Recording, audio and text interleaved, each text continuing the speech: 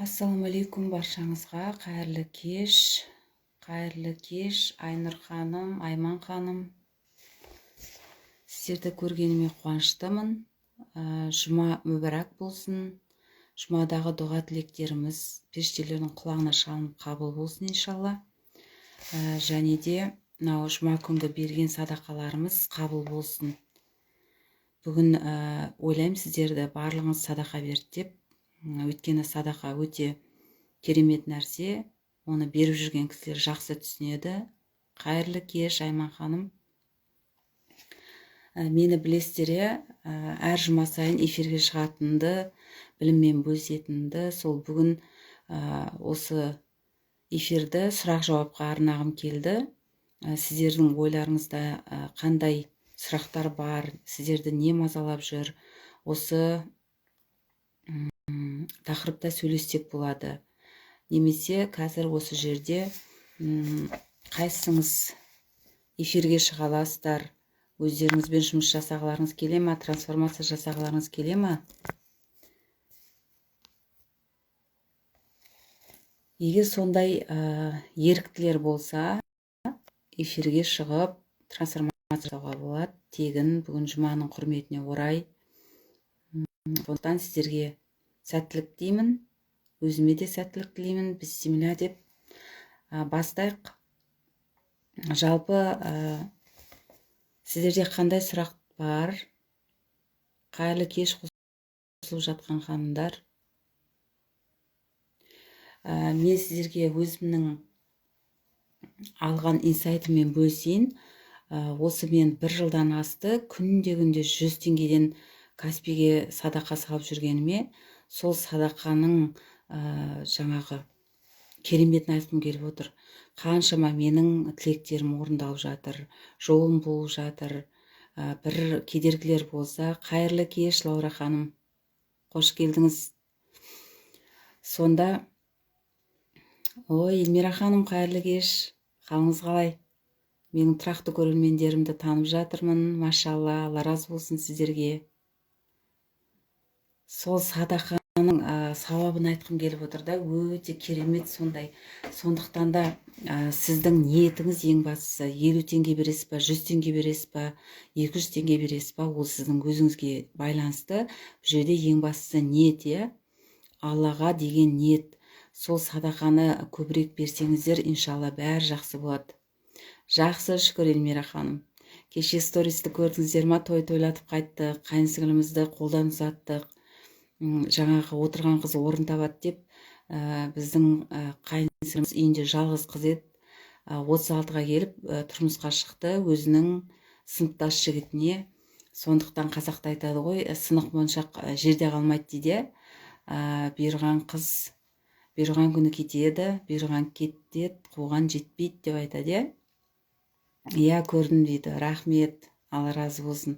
Сол тойда кеше атқарып қайттық, жақсы өтті. Енді жалпы сіздерде бүгін қандай мәселе болып жатыр? Иә, рахмет, той қызық болды, жақсы болды. Қандай сұрақ ой мазалап жүр сіздерді? Немесе біреулеріңіз эфирге шығасыздар ма трансформация жасауға? Немесе қандай сұрақтарыңыз бар? Мен бүгін сториста кеш салып қалдым. Бүгін еркін тақырып болады, сұрақ-жауап. Сондықтан ойларыңызды айтып бөлісе отырыңыздар. Қандай мәселе жүр ойларыңызда, нені шеше алмай жатсыздар? Енді Алланың қалауымен бәрі шешіледі. Алла өзі адамдарға сынақ береді, өзіне жақындату үшін. Бұрын мен солай білім аз болған кезде, иманым әлсіз болған кезде ойлайтынмын, неге осы менің өмірімде осындай кедергілер көп бола береді, сынақтар көп бола береді деп. Сөйтсем мен Алла өзіне жақындату үшін сол оқиға кедергілерді берген екен. Оны қазір білімнің арқасында түсініп жатырмын. Аллаға шүкір, альхамдулиллах.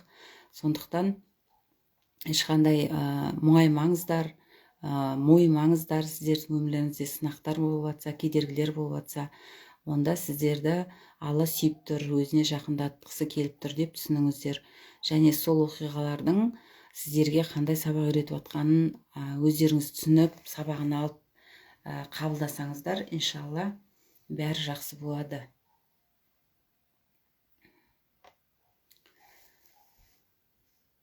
Қайырлы кеш баршаңызға. Мен жалпы осы Меккеге барып келгеніме март айында бардым ғой, сол келгелі бері әлі сол ойым сол жақта жүр. Сол жаққа барғым келе береді қайта-қайта. Өйткені ол жақта басқаша әлем, басқаша адамдар, басқаша өмір. Ол жақта жаңа адамдардың мейірімділігі, иманға берілгендігі, имандарының күштілігі маған қатты әсер етті жүрегіме. Енді өкінішке орай бұл қазіргі кезде біздің елде ондай емес. Енді осы өкінішті әлсіз біз ол жағынан біз мойындау керек. Сондықтан сынақтар өте көп болып жатыр. Сонда да Аллаға шүкір айтамын. Машалла. Аллаға шүкір айтсаңыз, шүкіршілігі көп адамдарды Алла жақсы көреді. Шүкір етсең арттырамын деп айтады. Не нәрсеге шүкір етесіз, соны арттырады. Денсаулығыңызға шүкір етесіз ба, денсаулығыңыз иншалла артады. Ақшаға шүкір етесіз ба, қолыңыздағы аз да болса, иншалла ақшаңыздың берекесі келеді. Не нәрсеге шүкіршілік етеміз, соны Алла тағала арттырады. Жалпы адамдардан емес, Алладан сұрау керекпіз ғой, біз Алладан күту керекпіз. Алладан сұрағанның екі бүйірі шығады, адамнан сұрағанның екі көзі шығады дейді. Сондықтан біз барлығын Алладан сұрап, Аллаға тапсыру керекпіз. Өзім қазір білімнің арқасында көп соны көзім жетіп жүр. Сондықтан айтамын сіздерге, қандай да бір қиындықтар болып жатса, онда Алла тағала сол арқылы сізге сүйіншілейін деп тұр да. Сол қиындықты сіз мойымай, сабырлықпен, төзімділікпен жақсы өтсеңіз, иншалла оның артында сүйіншісі болады. Алла тағала сүйіншілейді. Яғни айтады ғой, Алла тағала өзінің тәуекелшіл құлдарын, сабырлы құлдарын жақсы көреді дейді. Сонда жаңағы сол сынақтардан, оқиғалардан бізді сынайды екен, қалай өтеміз? Біз сынып кетеміз ба, жоқ сынбаймыз ба? Алланы еске аламыз ба, жоқ адамдарды еске алып кетеміз ба? Басқа нәрселерге жүгіріп кетеміз ба? Сол арқылы Алла тағала бізді сынайды. Мысалы, кейбір адамдар қиналып жүрсе, неге барады? Балшы, тәуіп, емші сондайларға барады. Енді ол Аллаға серік қосқан деп айтады. Сондықтан да біз Алладан сұрау керекпіз ғой. Не болса да Алладан сұрап, Аллаға тәуекел ету керекпіз. Иншалла сұрағыңыздың бәрінің несін, жауабын Алла береді, шешімді тауып береді. Адамдар арқылы сізге тауып береді. Сол керек адамдарды сізге кездестіреді, керек білімді сізге алдыңызға келіп береді. Сондықтан ешқандай да жаңағы уайымдайтын, қорқатын нәрсе жоқ. Барлығы шешіледі Алланың қалауымен. Маған сұрақ қойсаңыздаршы, мен бүгін сұрақ жауап эфир деп кірдім. Сіздерден сұрақ болмай жатыр. Мен сұрақ болса, сол мотивация болады маған сіздермен сөйлесуге. Мен жалғыз сөйлеп отырғаным өзіме қызықсыз. Сондықтан сіздер де сөйлеңіздер. Қандай сұрақтарыңыз бар, нені шеше алмай жүрсіздер? Жалпы сұрақ қандай тақырыпта болса да қоя беріңіздер. Балалармен болсын, жолдасыңызбен болсын, енеңізбен болсын. Қандай сіздерде қиындықтар болып жатыр? Ашық болыңыздар. Ашық болсаңыздар, сіздерге әлем ғашық болады. Әлемдеріңіз ашылады. Әлемдеріңіз шексіз болады, кеңейеді. Сондықтан ұялмаңыздар. Қоя беріңіздер сұрақтарыңызды. Жалпы рахмет, Эльмира ханым. Фильтр қойып алғам ғой, сосын сұлу отырмын. Рахмет, Алла разы болсын сізге. Ылғи да жыл сөз айтып жатасыз. Алладан өзіңізге еселеп қайтсын. Қараңыздар, бүгін қандай тақырыпта әңгіме қозғағанды қалап отырсыздар? Сұрақ қоймасаңыздар, онда мына тақырыпты айтыңыздар деп айтыңызшы. Құрметті ханымдар, активный болайық. Машалла, Айман ханым, машалла.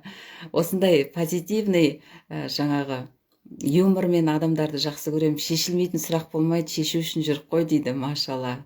Әрине шешу үшін жүрсіз. Білімнің арқасында өзіңіздің қиындықтарыңызды, сұрақтарыңызды шешіп жатсыз. Білімнің арқасында. Мен Айман ханымды өте жақсы білем.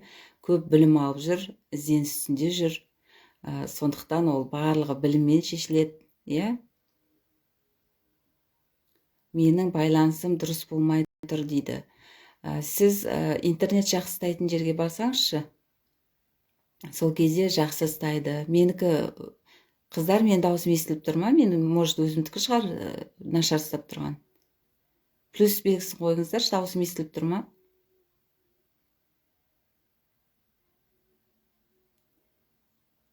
Кеше тойда өзіме инсайт болып жатыр да, қыз мұраты кету, жол мұраты жету дейді ғой. Кеше деген жаңа қайынсіңімізді ұзатқан кезде өте бір қимастық сезім болды. Жылағың келеді екен, өзің танитын болғаннан кейін. Менің көз алдымда кішкентай кезінен өскен қыз ғой қайынсіңлім. Так, екеуміздің ара қатынасымыз дұрыс болмады. Қазір балам 2 жаста, сөйлемейді. Неден болуы мүмкін дейді. Лаура ханым, сіздің балаңыз сол қорқып қалған болу керек. Екеуіңіздің араңыздағы ұрыс жанжал, соны көп көрді ма? Бала қатты қорыққан кезде тілі сөйлемейді ғой, сөйлемей қалады. Өйткені қорыққаннан болады да ол. Жаңағы мұлқау тілі шықпаған балаларды киноларда да көрсетіп жатады ғой, қатты қорқытып жіберген кезде оның тілі шығып кетеді. Яғни сол сезімді қайтадан басынан өткізген кезде ол баланың тілі шығып жатады. Сондықтан балаңыз 2 жаста болса, әлі асықпаңыз, 2 жаста сөйлейді әлі, иншалла. Ерте ғой әлі. Кейбір балалар білесіз ба, 4-те сөйлейді. 3-тен асқанда 4-те сөйлейді. Өйткені әр баланың өзінің даму ерекшелігі бар. Жас ерекшелігі, физиологиялық ерекшелігі. Соған да қарау керек. Бұл нәрсені, Лаура ханым, балаңызды Аллаға тапсырыңыз. Шын ниетіңізбенен. Аллахтың жаңағы орындалтпайтын нәрсесі жоқ қой. Алла өте ұлық, әп-сәтте орындалады. Үмітіңізді үзбеңіз, әлі кішкентай балаңыз, тілі шығады иншалла. Логопедқа апарып көрдіңіз ба? Логопедқа апарыңыз. Сосын өзіңіз қасында көбірек көңіл бөліп, ертек кітаптар оқыңызшы. Ертек кітапты оқыған кезде бала қызығады ғой, тыңдайды, әсте-әсте сөйлеп кетеді. 2 жас әлі кішкентай. Менің өзім балаларымда тілі кеш шыққандар болды. 3-тен асқанда шығады. Оған еш қорықпаңыз, уайымдамаңыз. Өзіңізді оған кінәламаңыз, Кінәласаңыз, өзіңіздің самооценкаңыз түсіп кетеді. Адам өткенмен өмір сүрсе, өзін кінәлай берсе, депрессия, стресске түсіп кетеді, самооценкасы түсіп кетеді. Сондықтан өткеннің барлығын босатамыз, оны Аллаға тапсырамыз. Сөйтіп, қазіргі сәтпен өмір сүреміз, Өткен шақ ол бізге сабақ, болашақ ол Аллаға мәлім. Осы сәт бізге, өзімізге арналған өмір, қазіргі өмір сүріп жатқан өміріміз. Сондықтан болашақ Аллаға аманат. Осы сәтпен өмір сүріңіз. Қатып қалды дейді. Менде қатып қалып жатыр ма, қыздар? Менде қатып қалды ма, не? Қатып қалды деп жатыр. Кейбір кезде осылай интернет қатып қалатыны бар, ұстамай қалатыны бар. Рахмет, Лаура ханым, сұрағыңызға жауап алдыңыз ба? Сұрағыңызға жауап алдыңыз ба?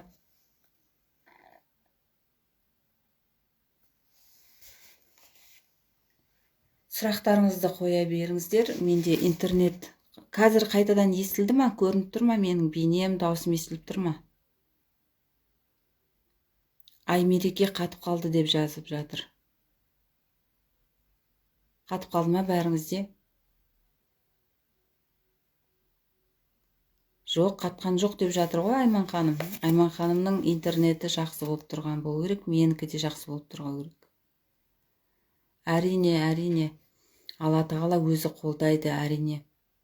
Алла тағала негізінде ешқандай құлдарын қинамайды, қинағысы келмейді, жек көрмейді, былай айтқанда.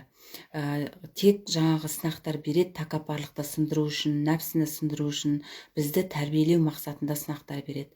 Бізді жақсы болсын деп сынақтар береді, яғни бізге өзіне жақындату үшін. Жаңа айттым ғой, менде де көп сынақтар болды. Психологияға жай келген жоқпын, мен өзімді зерттеп келдім.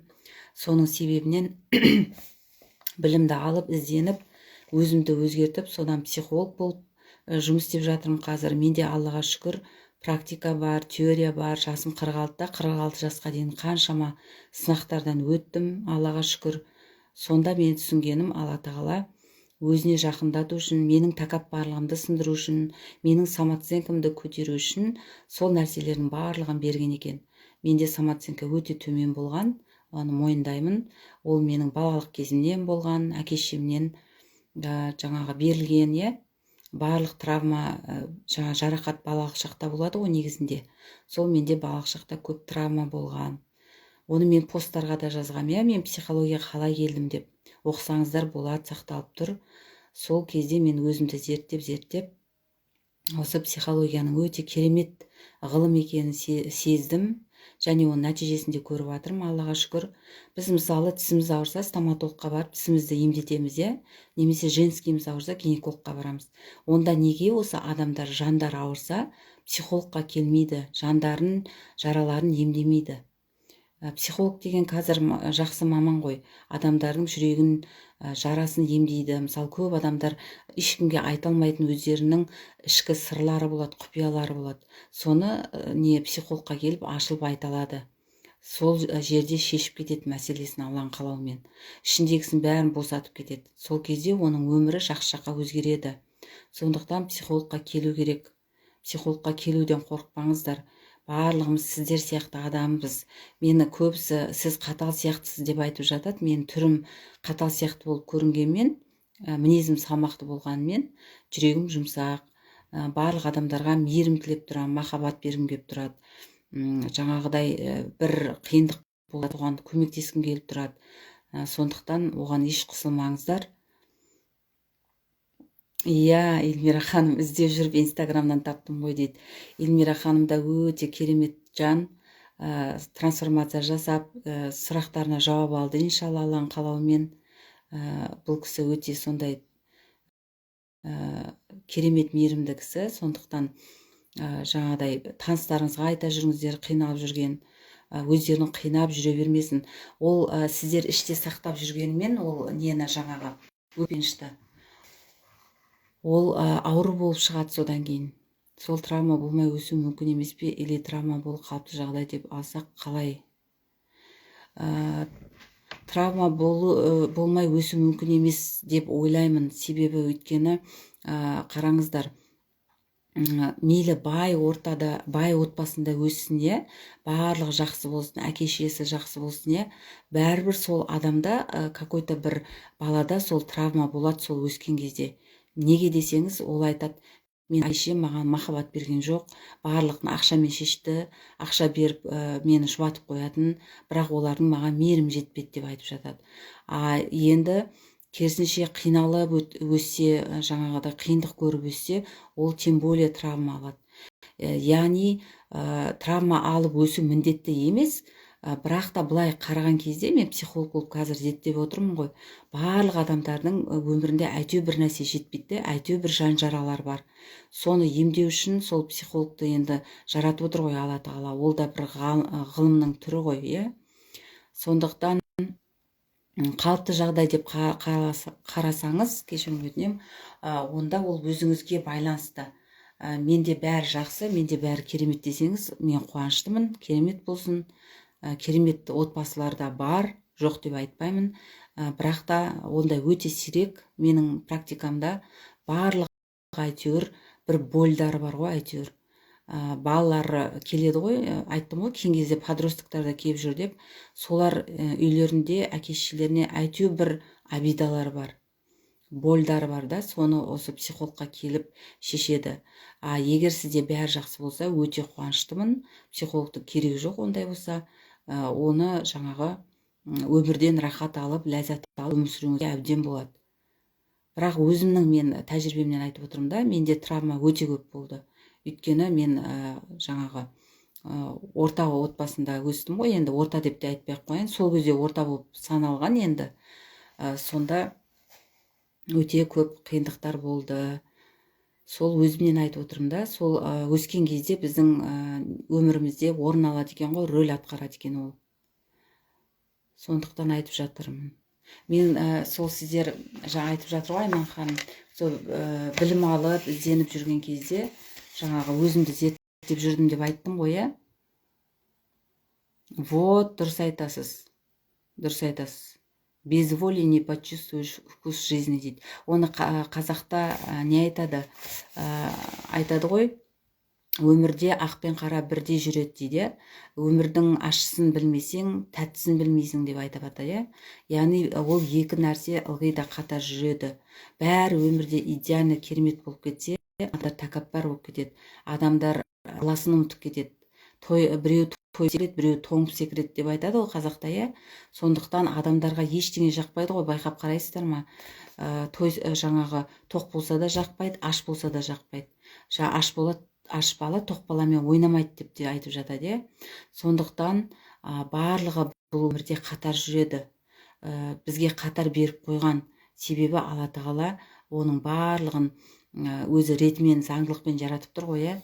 Адамдардың біздің қандай әлсіз екенімізді, біз қалай нәпсіге еріп кететінімізді біледі да Алла тағала. Сол үшін бізге қиындықты да береді, қуанышты да береді.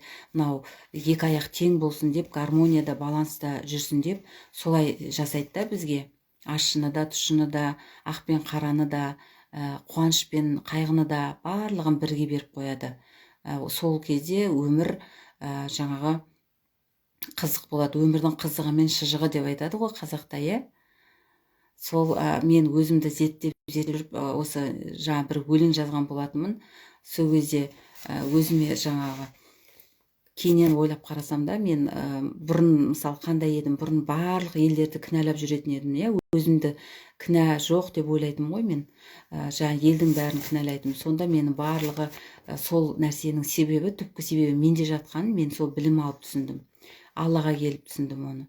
Өйткені мен жаңа айттым, тәкаппар болғам, нәпсім мықты болған, иманым әлсіз болған, самооценкам төмен болған деген сияқты. Соның барлығын ретке келтіріп, міне сіздердің алдыңызда иншалла Аллаға шүкір сөйлеп отырмын. Аллаға шүкір. Сол өзімен сырласу деген өлең жазғам сол кезде. Сіздерге кішкене қызықты болсын, оқып берейін.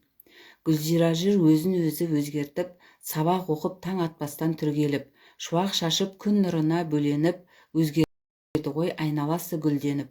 Бақытымды өзім таптым ішімнен, сол мезетте гүлденді ғой бар әлем. Бақытты болғың келсе адамдар, өзгеруді бастаңдаршы өзіңнен. Мен өзімді өзгерген кезде ғана бәрі жақсы болатынын түсіндім. Сөйтіп осы өлеңді жазған болатынмын. Әмин, әмин, Эльмира ханым, сізге де қажы болуды нәсіп етсін, Меккеге баруды нәсіп етсін Алла тағала. Жақын арада оңтайлы жеңіл жолдармен баруды нәсіп етсін. Әмин. Мен Эльмира ханым, сол Меккеге баруды айттым ба сіздерге? 40 күн тахаджудқа тұрдым ғой мен. 40 күн тахаджудқа тұрдым, 7 ай бойы ақша жинадым. Сөйтіп барып мен қажылыққа баруды бұйырды Алла. Шын ниетімменен сұрадым мен Алладан. Сондықтан сіз бір нәрсені қатты қалайсыз ба, Алладан шын ниетіңізбен сұраңызшы.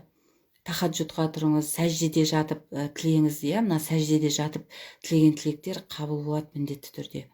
Егер намаз оқымасаңыз, жаңа қиын емес, ештеңе жоқ. Дәрет алып аласыз да жақсылап тұрып. Сөйтіп құбылаға қарап отырыңыз да, не тілек тілей беріңіз, дұға тілей беріңіз. Жай намаздың үстінде отырып, құбылаға қарап, дәретіңізді алып, тілек тілей беріңіз.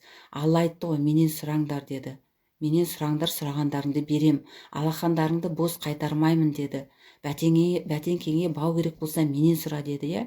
Яғни, элементарно, бәтеңкемізге бау керек болса, біз соны Алладан сұрау керекпіз.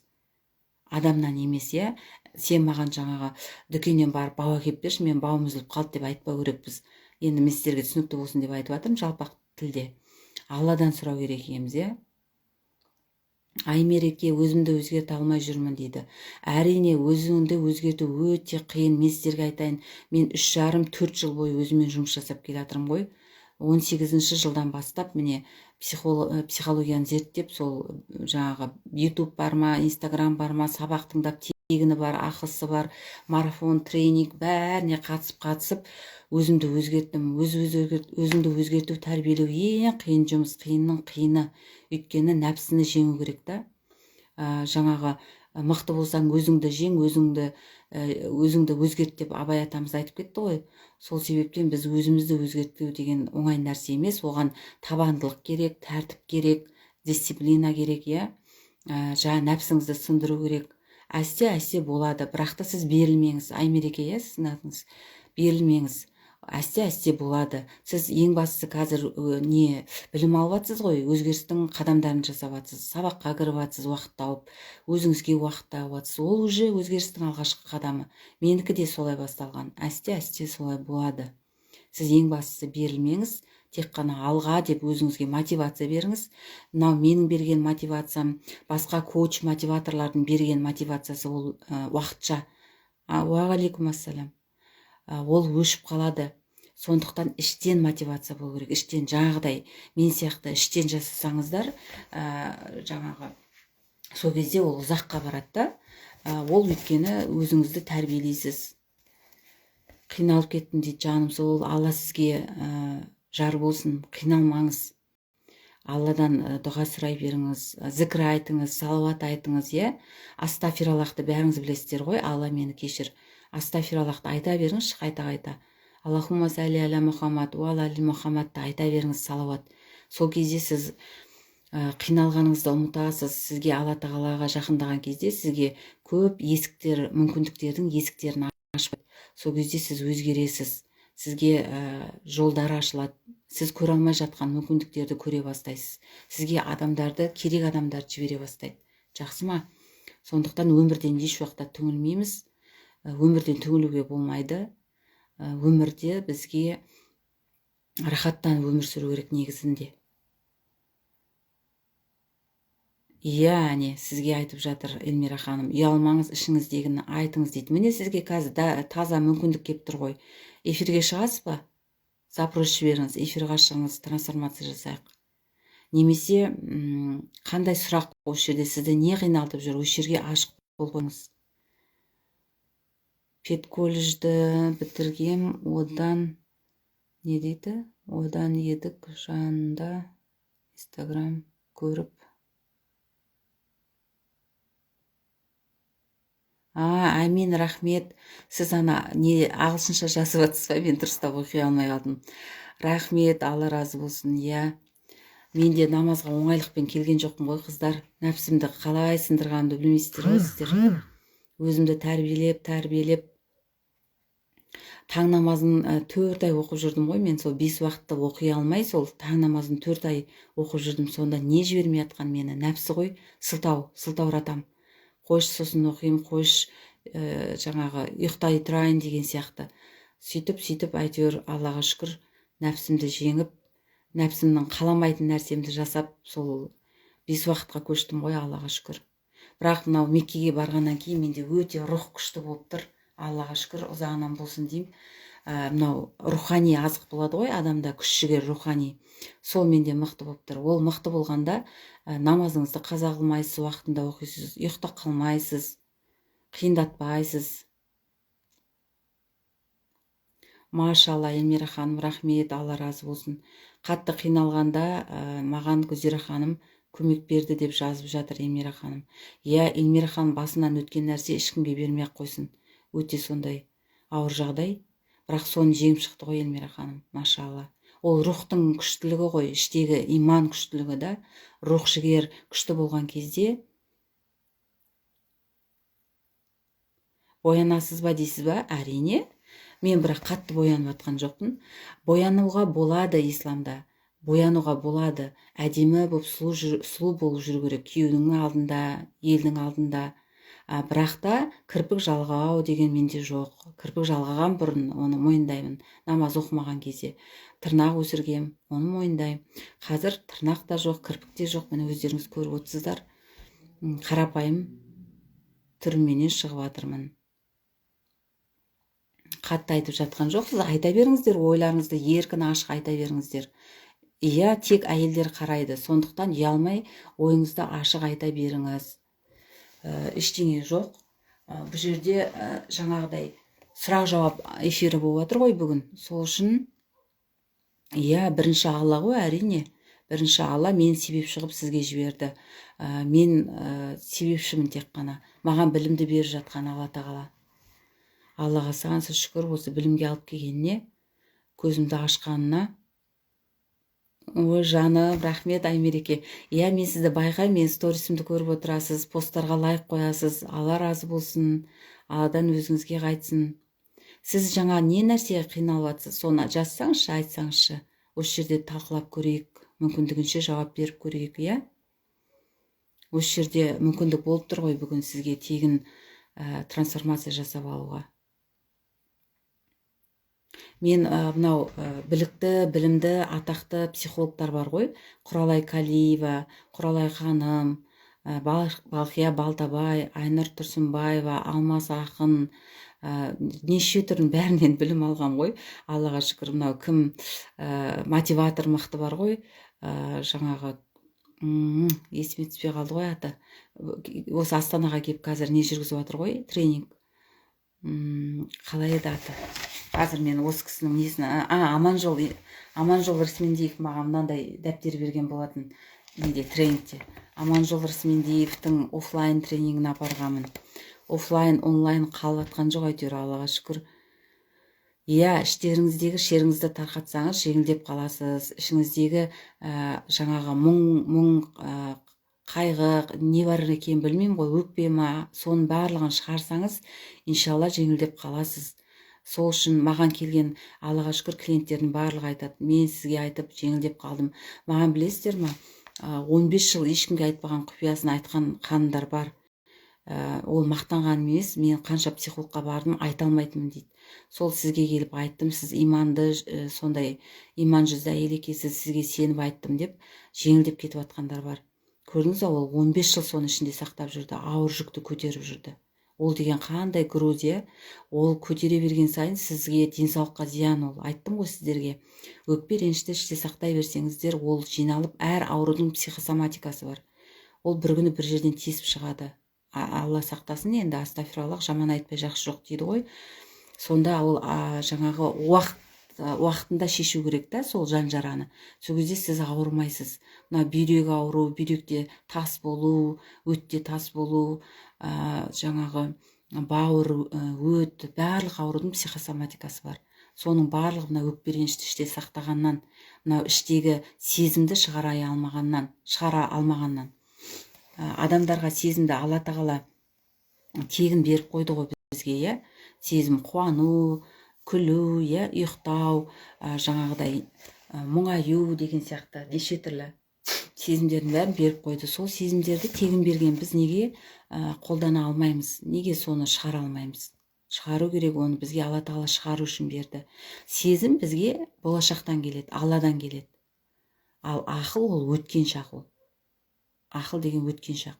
Сондықтан біз сезім, Алланың бізге беріп тұрған сезімі болғаннан кейін, нығмет қой ол бізге.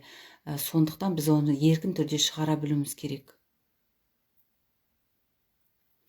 Иә, ішіңізде сақтай берсеңіз, депрессияға түсесіз деп, мына Эльмира ханым өзі басына өткеннен кейін сізге жаны ашып айтып жатыр. Стресске, депрессияға түсіп кетесіз деп айтып жатыр. Ішіңіздегін шығарыңыз деп жатыр, машалла. Көрдіңіз бе? Жақсы адамдар менің эфирімде, Аллаға шүкір, отыр. Сол жақсы адамдар сіздерге өздерінің тілектерін білдіріп жатыр. Ол қандай жақсы, иә? Бүгін мен ниеттеніп шықтым осылай.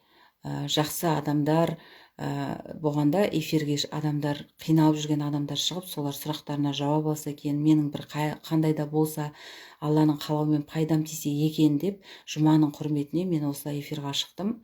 Бірақ та қатты сұрақ болып жатқан жоқ, негізінде сұрақ жауап деп шыққан болатынмын. Арасында енді ой жүгірту болып жатыр, иә? Құранда айтады ғой, ой жүгіртіңдер деп. Ой жүгірткен кезде адамда қандай да бір инсайт келеді, иә? Ой келеді, ой түйесіздер. Тағы сұрақтарыңыз бар ма? Салима ханым бірінші рет қосылып жатырсыз-ау деймін, қош келдіңіз, сізді көргеніме қуаныштымын. Жаңағы кейбіреулер ойлайды, намаз оқыса осы жаңа қиындатып жібереді да, боянуға болмайды, үйтуге болмайды, бүйтуге болмайды, бәрі болады. Бәрі болғанда өзінің несімен болады, жаңағы қалай айтсам, өзінің ретімен болады да, боянуға болады, тек қана жаңағыдай жалған нәрселер жасамау керек. Кірпікті жалғап, тырнақты бояп, иә, өзіңіздің кірпігіңізді бояп жүруіңізге болады. Теніңізді жағып, помада креміңізді жағып, онда тұрған ештеңе жоқ. Әйелдер біз сұлулықты, әдемілікті жақсы көреміз. Сондықтан әдемі болып жүру керек. Күйеуіміздің алдында тем более әдемі болып жүруіміз керек. Иә, қыздар, ханымдар. Тағы да Қандай сұрақтарыңыз бар? Жүрекшелер жіберіп жатыр, машалла. Оттар жіберіп жатыр, машалла. Алла разы болсын. Сондай мотивацияларыңызды көріп қуанып қалам ғой мен. Алла разы болсын. Өздеріңізге еселеп қайтсын. Аймерекке ханым, шығып кеттіңіз ба сіз эфирдан? Сұрағыңызды қойыңыз осы жерде, ашылып.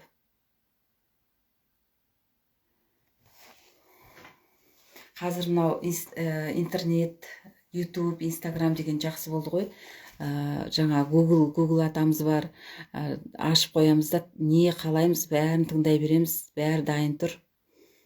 Керек сұрағымызға жауапты алып аламыз. Бірақ та жаңағы о жақтан өзіңізге керек мәліметті, білімді аласыз. Жан жараңызды сіз өзіңіз емдей алмайсыз. Оған психолог керек, оған маман керек, е? Сол үшін психологқа келуге ұялмаңыздар, қысылмаңыздар. Бауырларыңыз бар ма, кім жаңа қиналып жүр, оны психологқа жіберіңіздер. Мен өткенде акцияменен жеңілдікпен қабылдап жаттым. Ол кезде енді адамдар көп хабарласқан жоқ. Негізінде көбісі жағдай жоқ, тегін алғылары келеді. Тегін де беріп жатырмын арасында. Мен көп балалы анамын, кредит қарызым көп деп айтып жатқан ханымдарға тегін де беріп жатырмын, Алла разышылығы үшін. Сондықтан осындай ой. Ендеше сұрақтарыңыз қатты болмай жатыр. Сұрақтарыңыз болмаса эфирді аяқтайын. Жаңағы сіздерден сұрақ күтіп едім негізінде. Сұрақтарыңыз жоқ па? Сұрақ қойсаңыздар, сөзде эфир қызық болады. Өздеріңіздің сұрақтарыңызға жауап алып кетесіздер, Алланың қалауымен. Ешқандай сұрақ жоқ па сіздерде?